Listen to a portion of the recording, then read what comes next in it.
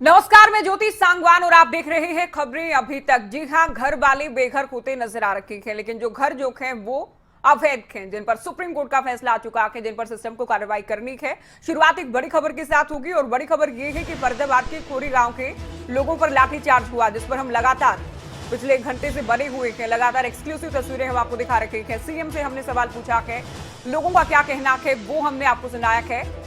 महापंचायत के लिए पहुंचे गुरनाम चढ़ूनी का क्या कहना है वो हमने आपको सुनाया है। तो स्थिति ये है कि पुलिस की ओर से लाठीचार्ज किया गया तो लोगों की ओर से पथराव भी किया गया है। यानी स्थिति आमने सामने की है, स्थिति टकराव की है, तनातनी की स्थिति है।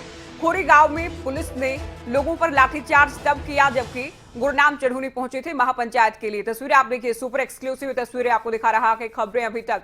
अनिल राठी खबरें अभी तक के संवाददाता लगातार ग्राउंड जीरो से एक्सक्लूसिव रिपोर्टिंग कर रखी है, जानकारी वो दे रखी है, तस्वीरें वो दिखा रखी है। चले सीधा आपको फरीदाबाद लिए चलते हैं। अनिल राठी हमारे संवाददाता फरीदाबाद में, जहां की तस्वीर आप देख रहे हैं वहां पर यानी खोरी गांव में मौजूद है। अनिल, क्या है ताजा जानकारी और क्या है अपडेट?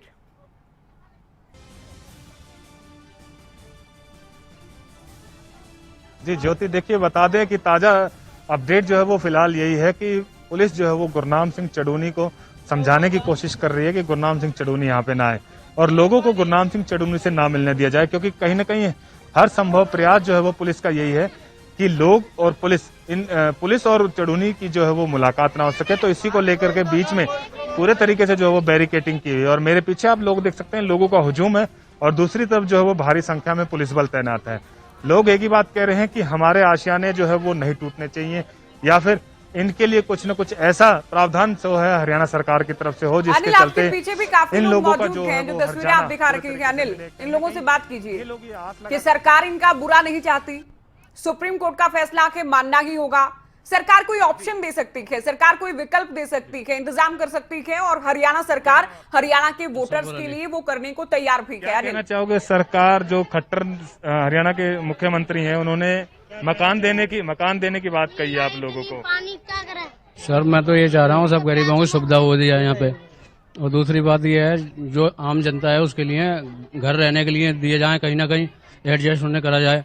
और दूसरी बात ये है सर, यहाँ जो पब्लिक के लिए भड़काया जा रहा है ये अपने मकान खाली करो, गरीब आदमी है सब लोग, यहाँ से जो व्यवस्था बनवाए तब जाके कहीं पर एडजस्ट इन लोगों। ये इसीलिए पहले मुख्यमंत्री बनाया, वोट हमारे वोट लेगी तो मुख्यमंत्री बनना ही है, अपने आप बन जाएंगे क्या? अब पुलिस प्रशासन देखो कितनी बदतमीजी मतलब पेश आ रहा है पब्लिक के साथ। इस तरीके से महिलाओं को मारते हैं और सब बुजुर्गों को और सब पर्चे डाल के मारा है वहाँ पे पुलिस ने।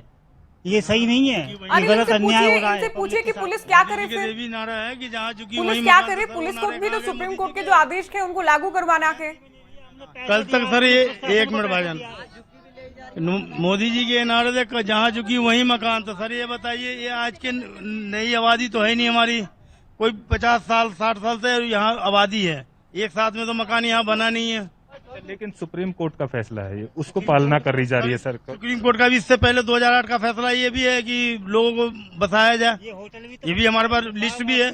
और अभी भी केस चल रहा है, अभी 6 एकड़ में 6 एकड़ में केस हमारा अभी भी चल रहा है, उसके लिए केस हम लोग लड़ रहे, खुद लड़ रहे हैं। और 2008 में सुप्रीम कोर्ट ने ही ऑर्डर दिया है कि इसे न तोड़ा जाए, इसको बसाया जाए। तो आज क्यों एकदम से ऑर्डर दे दिया तोड़ने का जी सुप्रीम कोर्ट ने ही? वो भी पेपर तो देखे सुप्रीम कोर्ट, वो भी पेपर देख लेना।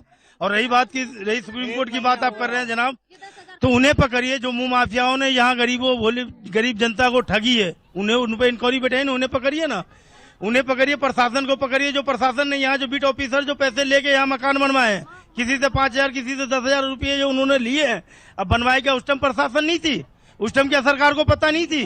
सरकार उस टाइम मिली भगत आपकी एक बंजर जमीन को पब्लिक ने एक बराबर शहर कर दिया, आज एकदम प्लेन जगह आपकी हो गई, हर चीज का साधन हो गया यहाँ, तो अब पब्लिक के गरीबी के ऊपर बुलडोजर फेर रहे हैं। कहाँ की अन्याय है? और वो आपके वादे कहाँ गए कि जहाँ चुकी वही मकान? मतलब वोट लेना हो गया तो पब्लिक को भूल गई सरकार, फिर दोबारा भी आने वाली है इलेक्शन, फिर क्या करेंगे आप? फिर वही झूठे वादे दिखाएंगे, लॉलीपॉप पकड़ाएंगे पब्लिक को क्या? फिर पब्लिक आपके हाथ में लॉलीपॉप देगी? ज्योति देखिए, लोगों का एक साफ तौर से एक ही कहना है कि कहीं न कहीं इन लोगों को जो लुभावने वादे दिए गए थे उस समय चुनाव के टाइम पे वादे जो है वो नेताओं के कुछ और होते हैं, लेकिन आज जो है वो नेता और वो वादे जो है वो बिल्कुल पूरे तरीके से जो है वो बिल्कुल भी पूरे नहीं होते दिखाई दे रहे। तो इसी को लेकर के लोग यहाँ पे जो है वो कहीं ना कहीं लोगों के अंदर रोष है। लोगों का ये कहना है कि जहाँ झुग्गी वहीं मकान, यानी कि ये प्रधानमंत्री का ही नारा था जिसके चलते जो है वो। अच्छा अनिल, लोगों को हमने सुना गुरनाम चढ़ूनी पहुंचे थे और बैरिकेड्स के उस पार से संबोधन की बात भी हो गई थी, उस पर कहीं की सहमत भी हो गए थे। वहां अब क्या तस्वीर है? जी गुरनाम ज्योति, देखिए गुरनाम सिंह चढ़ूनी जो है वो उस तरफ दूसरी तरफ है। मैं दिखा देता हूँ एक बार। पुलिस के जो बैरिकेटिंग है, पुलिस ने जो बैरिकेटिंग की हुई है बिल्कुल जस्ट उसके तरफ जो है वो गुरनाम सिंह चढ़ूनी को पुलिस के आला अधिकारी जो है वो समझाने की कोशिश कर रहे हैं और समझाने का प्रयास कर रहे हैं। कहीं ना कहीं देखिए लोग जो है वो दूसरी तरफ है और दूसरी तरफ जो है वो गुरनाम सिंह चढ़ूनी और तमाम आला अधिकारी जो है वो यहाँ पे पहुंचे हुए हैं, चाहे फिर पुलिस की बात करी जाए चाहे फिर तमाम उन लोगों की बात करी। देखिए गुरनाम सिंह चढ़ूनी ने अपना जो है वो डेरा यहीं पे डाल दिया है, क्योंकि पुलिस जिस तरीके से इनको आगे की ओर नहीं जाने देना चाह रही, तो कहीं ना कहीं अब गुरनाम सिंह चढ़ूनी जो है वो यहीं पे ही जो है वो डेरा डाल बिल्कुल ये सुपर एक्सक्लूसिव तस्वीरें आप दिखा रखी है अनिल। डेरा डाल लिया के गुरनाम चढ़ूनी ने। आप ये भी बताइएगा कि महापंचायत के आयोजन को लेकर, ऐलान को लेकर क्या प्रशासन से कोई बात हुई थी, कोई मंजूरी दी गई थी, या फिर प्रशासन की ओर से पहले भी इनकार किया गया था?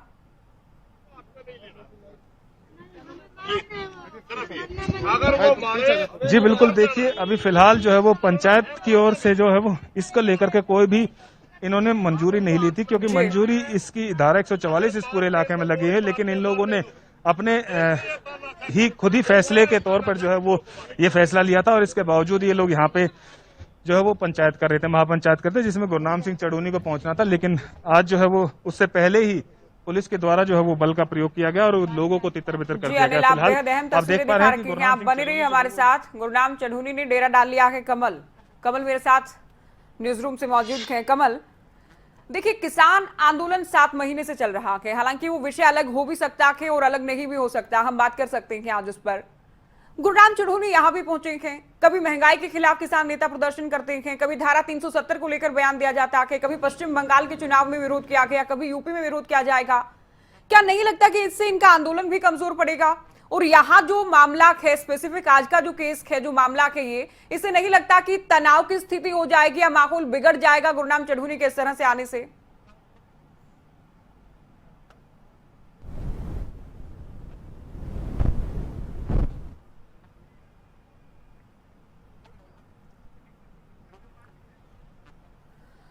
तो कमल आएंगे आपके पास। खोरी गांव की तस्वीरें हम दिखा रखे हैं। गुरनाम चढ़ूनी पहुंची है महापंचायत के लिए। उनका संबोधन भी हमने थोड़ी देर पहले आपको सुनाया था। इनकी ओर से कहा गया कि लोगों का कत्ल किया जा रहा है, सरकार गलत कर रखी है। देखिए 40 से 50 साल पहले, जो कि अलग अलग लोगों के अलग अलग दावे हैं, 3 पीढ़ियों का हवाला दिया जा रहा है कि हमारी 3 पीढ़ियां यहाँ पे रखी और हमने जमीन खरीदी थी। तो अब इस तरह से महापंचायत करना, सरकार पर प्रेशर बनाना, सरकार तो प्रयास कर रही है, सरकार की ओर से ऑप्शन दिया गया कि लोगों को, हालांकि उसमें जो हरियाणा के वोटर्स का दायरा है वो सुनिश्चित किया गया है। किसान नेता गुरनाम चढ़ूनी क्या कह रहे हैं, उनकी ओर से क्या कुछ कहा गया इस मामले को लेकर, वो आप सुनिए। तो अभी यहाँ पे जो है पुलिस जो है वो तरह तरह की बात कर रही है, और लेकिन हम इसको अब भी सुलटाने में हैं। लेकिन सरकार और यहाँ का प्रशासन को किसी तरह का सहयोग नहीं कर रहा है और वो लोगों को बेवारसी तरह से कर दिया है और किसी तरह से भी इन लोगों को उजड़ने नहीं दिया जाएगा। ये मजदूर लोग हैं। मैं पूरे देश के मजदूरों से कहना चाहूंगा कि अगर तुम्हारे खून में जरा सी गैरत है, अगर तुम्हारे खून में जरा सी गैरत है, मैंने किसानों को कहना चाहूंगा, हिंदुस्तानियों को कहना चाहूंगा कि अगर तुम्हारे खून में जरा सा कतरा कोई बाकी बचा है ना गैरत का, अब हमें भी गिरफ्तार करेंगे। ये हमें भी गिरफ्तार करेंगे। देश में जाम कर दीजिए, हर रोड जाम कर दीजिए, देश का हर रोड जाम कर दीजिए। इस अन्याय के विरुद्ध लड़ेंगे, इस अन्याय के विरुद्ध मरेंगे। सुप्रीम कोर्ट ने यह फैसला दिया है कि जंगलात की जमीन पे है। जंगलात की जमीन किसने दी इनको? किसने दी? पहले अधिकारियों को कहाँ गए वो जिन्होंने पैसे ले लेके, जिन्होंने रिश्वत ले लेके इनको बसाया?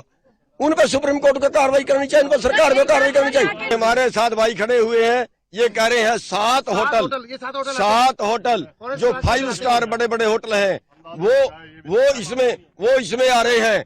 लेकिन उन बिल्डरों को कुछ नहीं कहा जा रहा। हम बिल्कुल बता देना चाहते हैं सारे देश की जनता को, सारे देश की जनता का सहयोग मांगते हैं, उन गरीब लोगों के इसलिए सहयोग मांगते हैं कि 7 लोग यहाँ पे इनके पुलिस के दमन से, सरकार के दमन से 7 लोग यहाँ पे आत्महत्या कर चुके हैं। पानी यहाँ का बंद कर दिया, सारी सुविधा यहाँ की बंद कर दी। बात नहीं, हम यही है, पुलिस को जो करना है करे, पुलिस हमें भी लठ मार लेगी, बस और क्या करेगी। लेकिन मैं कहना चाहता हूँ देशवासियों को, इस अन्याय के विरुद्ध बोलिए। ये लोगों के सरेआम कत्ल है, गरीब लोगों के सरेआम कत्ल है। 7 लोग यहाँ पे आत्महत्या कर चुके हैं और बाकी को मरने के लिए मजबूर कर दिया, उनका पानी बंद कर दिया। गुरनाम चढ़ूनी को आपने सुना, महापंचायत के लिए पहुंचे थे, लोगों से नहीं मिलने दिया गया, खोरी गांव में ही डेरा डाल लिया गया। लेकिन हरियाणा सरकार का क्या मसूदा है उन लोगों के लिए जो खोरी गांव में काफी लंबे समय से बसे हैं और जो कि हरियाणा के नागरिक हैं? उनके विस्थापन के लिए हरियाणा सरकार क्या सोच रखी है, हरियाणा के सीएम की जुबानी सुने। सारा सर्वे हो गया है। 3400 परिवार ऐसे व्यक्ति ऐसे निकले हैं जो हरियाणा के वोटर हैं। परिवार लगभग 1400 हैं। तो ऐसे 1400 परिवारों के लिए हमने कहा है कि हमारे पास वहाँ फ्लैट हैं बने हुए, उस फ्लैट का एक रेट भी तय है, उसकी किस्तें तय करनी है और बैंक से तालमेल बैठाना है। कुछ पैसा उनसे पहले लिया जाएगा, बाद में किस्तें करके उनसे वो बैंक को देते रहेंगे। उन 1400 परिवारों का तो मोटे रूप से हमने तय कर लिया है। बाकी परिवार क्योंकि दिल्ली के परिवार हैं, वोटर वहाँ हैं, कोई वोटर कहीं भी नहीं होगा, वो बाद में आया होगा, बैठा होगा, तो जैसा योजना उनकी वहाँ पर गाँव है डबुआ कॉलोनी। डबुआ कॉलोनी में फ्लैट बने हुए हैं पहले से। ये जो छोटे आशियाना टाइप हैं या जो क्या इनको बोलते हैं, हाँ, JNURM हाँ, उसे मेरा।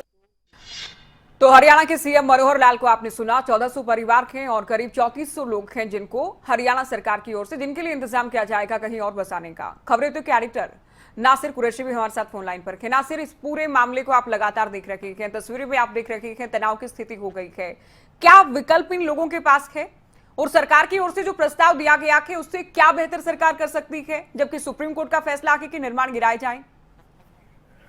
क्योंकि इस बात में कोई शक नहीं कि देश में सर्वोच्च अदालत को सबसे अहम माना जाता है और उसके फैसले को लेकर सभी अपनी बात कहते हैं। लेकिन ये भी हमने देखा है देश के अंदर कि कई बार सुप्रीम कोर्ट के फैसलों से ऊपर उठकर भी सरकारों ने बहुत से काम किए हैं। इन लोगों का बेघर होना जाहिर सी बात है कि बहुत बड़ी परेशानी की बात है। मैं भी आपको सुन रहा था, एक बात आपने यहाँ पर जो बात निकलकर सामने आई थी कि ये जो किसान नेता यहाँ पर पहुंचे, इनका मकसद क्या है। देखिए, 2 चीजें हैं। एक तो ये कि जो वहाँ पर जो वर्ग है वो मजदूर वर्ग यहाँ पर ज्यादातर रह रहा है और किसान शुरू से लेकर अपने आंदोलन को लेकर ये कह रहे हैं कि हम किसान और मजदूर की आवाज बुलंद कर रहे हैं। किसान नेता इस बात को भी जाहिर कर चुके हैं कि वो सरकार के खिलाफ हैं, तो जहां भी उनको मौका मिलेगा सरकार को घेरने का वो इस तरह की कोशिश करेंगे। यहाँ पर सबसे बड़ी बात यह है कि जो लोग यहाँ पर बसाए गए, आपने भी अपनी बात में कहा था कि उन लोगों का क्या, उन बिल्डर्स का क्या, उन नेताओं का क्या, उन प्रशासन के अधिकारियों का क्या जिन्होंने यहाँ पर इनको प्लॉट कटवाए, इनको प्लॉट दिए और उन्होंने घर बनाए और उसके बाद फिर इनसे वोट दिए गए और इनसे वादा किया गया कि इनको हर तरह की सुविधा मुहैया कराई जाएगी। आज वो सरकारें कहाँ पर हैं? हरियाणा के मुख्यमंत्री ने कहा कि वो पुनर्वास की योजना बना रहे हैं, प्लान तैयार है, अच्छी बात है, लेकिन क्या जितने लोग हैं उतने ही लोगों के लिए है? जो दूसरे और लोग हैं उनकी जिम्मेदारी कौन लेगा? दिल्ली सरकार क्यों नहीं ले रही? वोट लेने के लिए आप तैयार हैं लेकिन इनसे वादे करने के लिए आप तैयार हैं, फिर इनकी जिम्मेदारी कौन लेगा? यहाँ पर सरकारों का फेलियर नजर आ रहा है, यहाँ पर सरकारों का, प्रशासन का फेलियर नजर आ रहा है। हालांकि इस वक्त के जो यहाँ के हालात हैं बहुत पेचीदा हैं और उम्मीद है कि जल्द से जल्द मामला सुलझ जाएगा। और सुप्रीम कोर्ट को आदेश ये भी मुझे लगता है देना चाहिए कि पहले इन लोगों की सरकार इतने दिन के अंदर पुनर्वास की योजना बनाए और इनको बेघर होने से बचाए, उसके बाद फिर इनसे यहाँ से खाली करवाएं। बिल्कुल नासिर, देखिए आपने कहा कि मजदूर थे इसलिए हो सकता है कि समर्थन देने पहुंचे हों और सरकार के खिलाफ ये बात पूरी तरह से क्लियर है, ठीक कहा आपने। लेकिन सुप्रीम कोर्ट का फैसला, उसके बाद ये कहना कि पूरा देश जाम कर दीजिए, रोड जाम कर दीजिए, अगर खून में जरा से भी गैरत है तो इनके साथ आ जाइए, क्या इनको भी नहीं कहना चाहिए? क्या इस बात को सुनिश्चित नहीं किया जाना चाहिए कि हरियाणा सरकार तो हरियाणा के वोटर्स के लिए प्रयास कर रही है, दिल्ली सरकार पर दबाव बनाया जाए? बिल्कुल, ये उकसाने वाली बात होती है और इसमें सिर्फ हरियाणा सरकार ही नहीं है, इसमें दिल्ली सरकार भी इन्वॉल्व है, उस पर भी सवाल उठने चाहिए। लेकिन जिस तरह से कि रोड जाम कर दीजिए और आगे आइए, तो सुप्रीम कोर्ट में आप याचिका डालिए, सुप्रीम कोर्ट में और भी ठीक है फैसला आया है, सुप्रीम कोर्ट में आप फिर से जाइए, सुप्रीम कोर्ट में याचिका डालिए, सुप्रीम कोर्ट में अपनी ये बात और उठाइए, दोबारा से कुछ और फैसले हो सकते हैं। और इस तरह के जो एक ऐसे माहौल में जब देश एक बुरे वक्त से, कोरोना जैसे माहौल से निकला है, उकसाने जैसी बातें नहीं होनी चाहिए, क्योंकि इस वक्त वहाँ के लोगों में गुस्सा है और उनको जरा सी भी कोई चिंगारी दिखाएगा तो वो आग लग सकती है। बहुत शुक्रिया नासिर, आप हमारे साथ जुड़े और अहम ये बातचीत आपने की। अनिल राठी हमारे संवाददाता ग्राउंड जीरो से लगातार एक्सक्लूसिव रिपोर्टिंग कर रखे हैं। तस्वीरें वो पहले दिन से दिखा रखी हैं जब ये फैसला आदेश की ओर से, यह आदेश दरअसल आया था सुप्रीम कोर्ट की ओर से, और आदेश को लेकर लोगों की ओर से क्या कुछ कहा गया था। अनिल, क्या की तस्वीर आप दिखाइए, तस्वीरों के जरिए आप हाल क्या के अभी खोरी गांव का वो बताइएगा। जी बिल्कुल, देखिए तस्वीरों के जरिए हम आपको दिखाना चाहेंगे कि किस तरीके के हालात हैं। आप देख सकते हैं कि इस समय जो है वो लोग जो है वो एक दूसरी तरफ जो है वो पुलिस ने बैरिकेड किया हुआ, और वहीं एक तरफ जो है वो गुरनाम सिंह चडूनी जो किसान नेता हैं, भारतीय किसान यूनियन के जो है वो यहाँ पे पहुंचे हुए हैं। और ये देखिए उन्होंने जिस तरीके से लोगों से मिलने के लिए जो है वो यहाँ पे आए थे, खोरी गांव के लोगों से मिलने के लिए आए थे, लेकिन फिलहाल जो है वो लोग गुरनाम सिंह चडूनी को जो आगे की ओर नहीं जाने दिया गया, तो कहीं ना कहीं जो है वो यहीं पे ही जो है वो यहाँ पे रुक गए हैं। और इसी के बावजूद जो है वो इन्होंने यहीं पे ही जो है वो डेरा डाल दिया। और साफ तौर से आप देख सकते हैं कि कहीं ना कहीं जिस तरीके से पहले पुलिस की तरफ से जो है वो प्रयास किए गए थे कि कहीं ना कहीं गुरनाम सिंह चडूनी को यहीं बैरिकेड के पास से ही जो खड़ा करके जो है वो आगे की ओर जाने दे, लेकिन कहीं ना कहीं शायद इन लोगों की बातें नहीं बनी, जिसके बावजूद ये स्थिति उत्पन्न हुई और आखिरकार गुरनाम सिंह चडूनी को अपने समर्थकों के साथ जो है वो खोरी गांव के बाहर ही जो है वो डेरा डाल करके बैठ गए हैं। आप देख सकते हैं इस समय, और चारों तरफ जो है वो भारी अनिल, संख्या आप में बने रहिए हमारे साथ, कोई भी अपडेट आपके पास हो तो आप बताइएगा, आएंगे आपके पास। कमल मेरे सहयोगी न्यूज रूम से हमारे साथ हैं, कमल के पास भी हम जाएंगे। तो तस्वीरें आप देखिए, सुपर एक्सक्लूसिव तस्वीरें हम दिखा रखी हैं।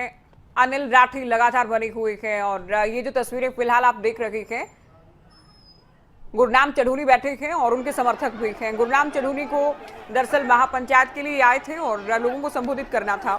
ये देखिए बहुत सारी चीजें हैं, ये अभी आप पढ़ पाएंगे टीवी स्क्रीन पर।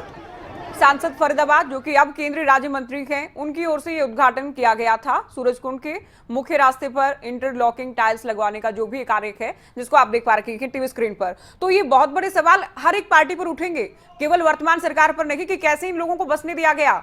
क्या वोट बैंक का ये पूरा मसला रहता कि सरकारों की नाक के नीचे अवैध निर्माण होते रहे, रातों रात इतने लोग नहीं बसे हैं, ये आप भी जानते हैं।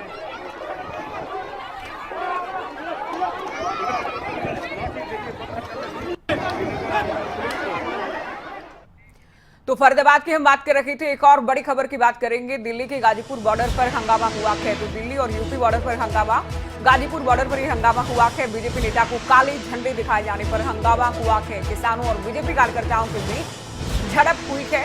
बॉर्डर पर कई गाड़ियों में तोड़फोड़ भी की गई है। तो ये बड़ी खबर गाजीपुर बॉर्डर से आ रही है। बीजेपी नेता को काले झंडे दिखाए जाने का मामला बताया गया है, और उसके बाद स्थिति ये बनी कि कार्यकर्ताओं और जो बीजेपी कार्यकर्ता हैं उनके बीच और किसानों के बीच भी झड़प देखी गई है। तो हंगामा हुआ कि गाजीपुर बॉर्डर पर तस्वीरें हम आपको दिखाएंगे।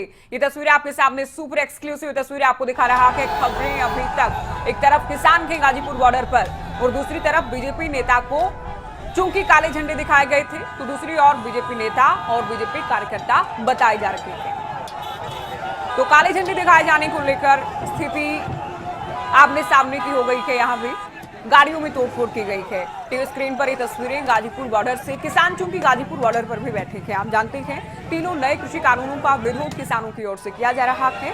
ऐसे में फैसला सत्तासीन दलों का और सत्तासीन दलों से जुड़े जो नेता थे उनके विरोध का किसान नेताओं की ओर से लिया गया है।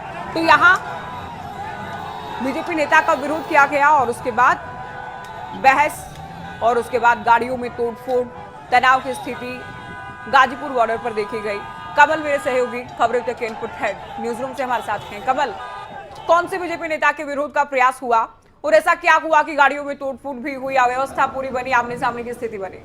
देखिए कि बीजेपी नेता यहां पर आते हैं, उसके बाद बीजेपी के कार्यकर्ता जोश में उनका स्वागत करते हैं। और ज्योति, मैं पूरा मामला दर्शकों को समझाना चाहता हूं। यहां पर जो खुद राकेश टिकैत ने भी कहा है, उनका आरोप सीधा सीधा ये है कि वहां पर सड़क पर एक मंच बना हुआ है, वो किसान आंदोलन का मंच है, और वहां पर जो बीजेपी के कार्यकर्ता वो चढ़कर बीजेपी नेता का स्वागत करने के लिए पहुंचे थे। और यहां पर बहुत सी गाड़ियां मौजूद थी जिनके शीशे तोड़े गए, जिन पर यहां पर पथराव हुआ और काफी नुकसान उन गाड़ियों को पहुंचा है। और आमना सामना हुआ है, किसान सामने थे और बीजेपी के कार्यकर्ता सामने थे। तस्वीरों में देख भी सकते हैं दर्शक कि एक तरफ जहां बीजेपी का झंडा दिखाई दे रहा है और किसानों का, किसान यूनियन का झंडा भी दिखाई दे रहा है। आमने सामने जब हो गई तो पुलिस को बीच बचाव करना पड़ा।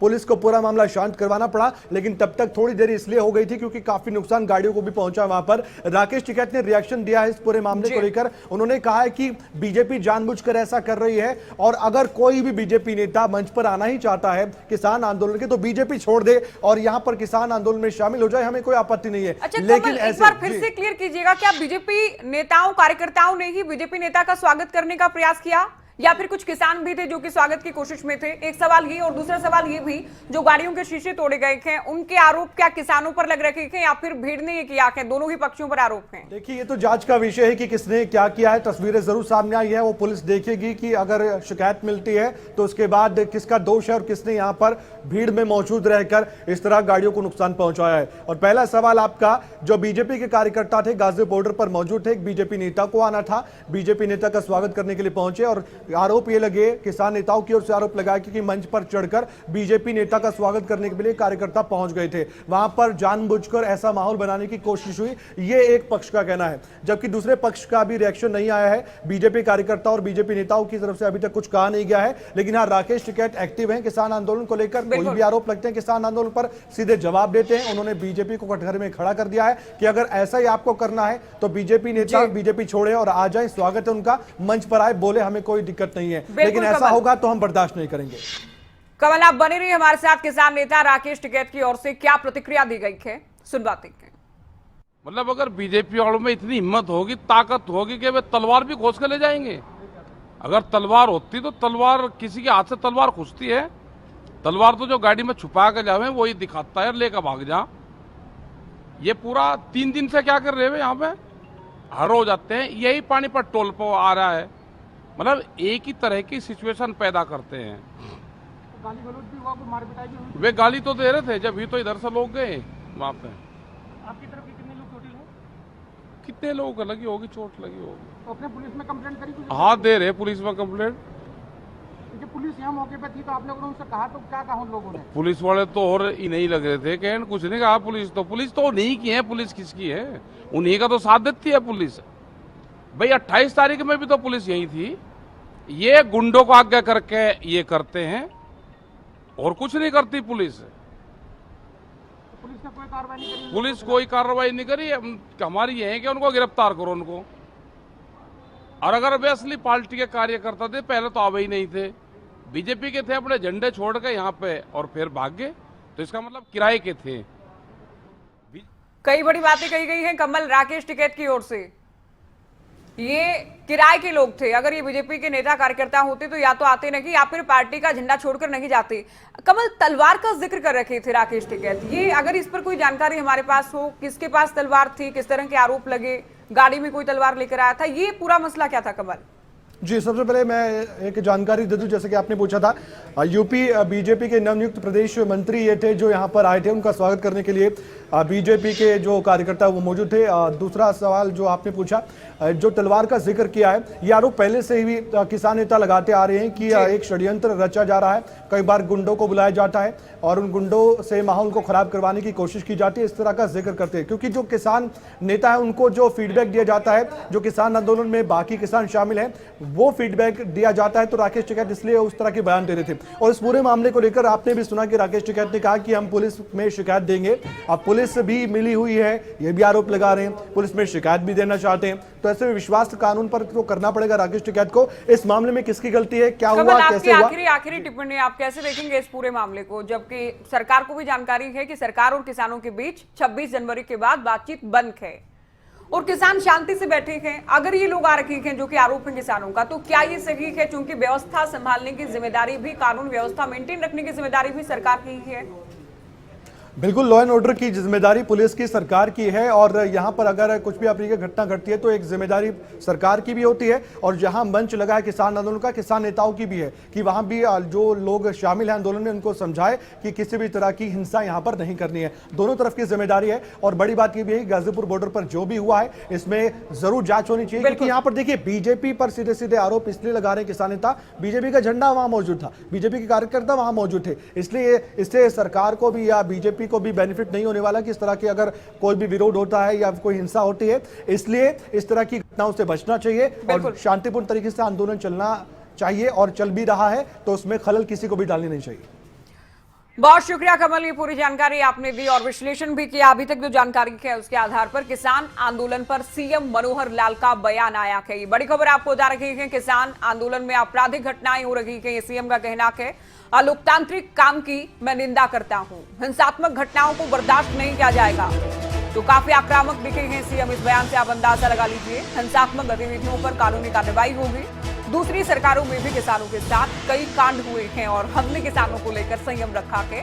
किसान शब्द की जो पवित्रता है वो बनी रहनी चाहिए, ये भी सीएम की ओर से नसीहत दी गई है। तो देखिए, आपको याद होगा दिल्ली जिस वक्त सीएम गए थे, पिछले दौरे की बात करें, कल के दौरे की बात ना करते हुए, तब भी गृह मंत्री की ओर से ये आश्वासन दिया गया कि जल्द की विचार करेंगे। ये सीएम की ओर से बताया गया। सीएम ने उनको बताया कि यहाँ कुछ ऐसे काम हो रखे हैं जो कि अमर्यादित हैं। अब सीएम कहते हैं कि आपराधिक घटनाएं हो रही हैं, हिंसात्मक घटनाएं हो रही हैं। पिछली सरकारों में कई कांड हुए, लेकिन हमारी सरकार ने संयम बरता है। ऐसे में किसानों की भी जिम्मेदारी है कि किसान शब्द को, किसान के काम को जितना पवित्र समझा जाता है, उसे मेंटेन रखा जाए, उसे बनाए रखा जाए।